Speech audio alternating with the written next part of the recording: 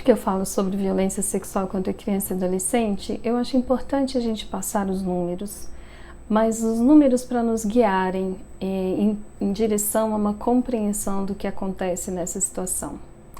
Bom, o primeiro número que a gente pode dizer, e que é um número discrepante, é que 71% dos casos, em média, são de violência de natureza pessoal e 28%, 27% de exploração sexual com fins comerciais. Quem são as vítimas da violência sexual?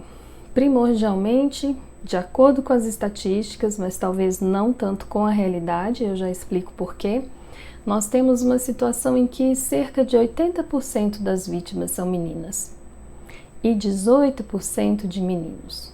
Por que eu disse que isso pode não refletir a realidade? Nós sabemos que o corpo da mulher, ele é já olhado e visto muitas vezes como objeto de satisfação dos homens. Mas quando nós pensamos no corpo do menino sendo usado para satisfação de homens, aí entra uma questão de estereótipo, o estereótipo absurdo da homossexualidade, da homoafetividade.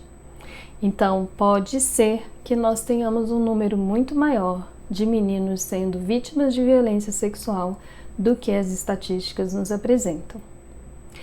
Qual é a idade da criança vítima de violência sexual e do adolescente? Bom, a maior parte deles tem até 6 anos, de meses até 6 anos, 31% das vítimas. De 7 a 11 anos, 19%. De 12 a 14, 28%. E de 15 a 17, 22%. Veja o que isso significa, que 78% das vítimas têm idade abaixo de 14 anos.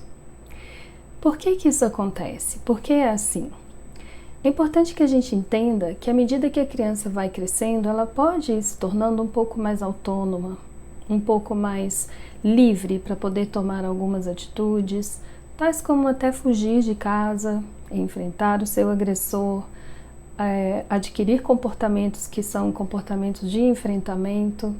Mas as crianças menores são completamente vulneráveis, porque são dependentes emocionalmente, porque são dependentes para a sua própria sobrevivência, porque são pequenas fisicamente e sem força, e porque muitas vezes não têm a sua palavra qualificada, acreditada. Então nós temos esse cenário do quadro de pessoas que podem ser vítimas de violência sexual. Qual é a relação da criança ou do adolescente com o agressor? 83% coabitam com o agressor. O que isso significa? Que a violência sexual contra criança e adolescente está mais presente dentro de casa do que fora. E nós temos sempre o hábito de informar a criança e de ensinar cuidado com estranhos. Mas às vezes a gente não se dá conta que nós precisamos dizer cuidado com quem não respeita o seu corpo e o seu limite, seja ele dentro de casa ou de fora de casa. 41% em geral são os pais biológicos. E a gente sempre pensa que é o contrário, são os padrastos, os namorados e companheiros dos pais, dos genitores. Mas nós temos aí um índice muito alto de pais biológicos como autores de violência sexual. 20% em geral o padrasto e 2% em geral o companheiro ou a companheira da mãe. Mulheres não abusam sexualmente de crianças? Sim, só que esse número não entra nas estatísticas porque a violência sexual contra criança e adolescente praticado por uma mulher muitas vezes é compreendido como algo próprio da maternidade. Então nós não temos essa estatística tão clara no meio acadêmico, enfim, nas instituições de Estado que a gente poderia confiar para poder saber disso com mais assertividade. Qual é o tempo de duração de uma violência sexual contra uma criança e adolescente? E aí nós temos que nos darmos conta de que a violência sexual contra criança e adolescente não é um ato isolado, mas é algo que é um processo de acontecimentos e de permanência desses acontecimentos.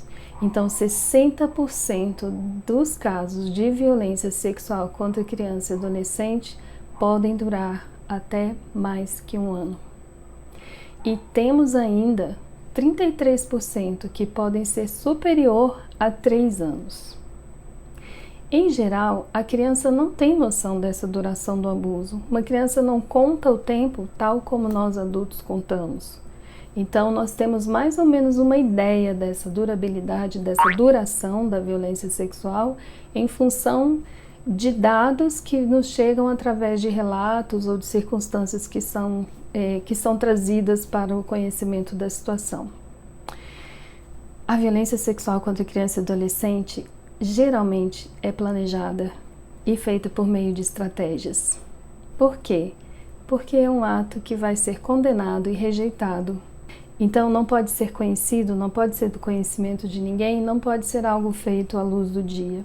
Então 80% dos casos geralmente a gente percebe e tem conhecimento de que houve um planejamento do dia, da hora, do lugar mais adequado, onde outras pessoas estivessem ausentes, e geralmente isso é pensado com antecedência. Então lugares vão ser escolhidos de forma que esse segredo seja mantido, momentos vão ser escolhidos de maneira que se possa estar livre com a criança e que ela não esteja sob a vigilância de uma outra pessoa. Então, a violência sexual, como vocês estão vendo, ela traz pra gente uma questão de caráter íntimo e relacional. Vocês concordam? É de uma relação que vai acontecendo e a violência ou a sexualidade, o uso dessa sexualidade vai se entranhando nessa relação. A questão é que o fato dela ser perpetrada, na maior parte dos casos por adultos da família, ela traz particularidades que tornam muito mais complexa, muito mais grave. Por quê? Porque a vivência da sexualidade, a negação das situações que a criança vivencia, a violência, a natureza violenta de uma ultrapassagem e um avanço contra o corpo da criança, contra as emoções da criança, tudo isso também é organizador da estrutura psíquica dessa criança e desse adolescente.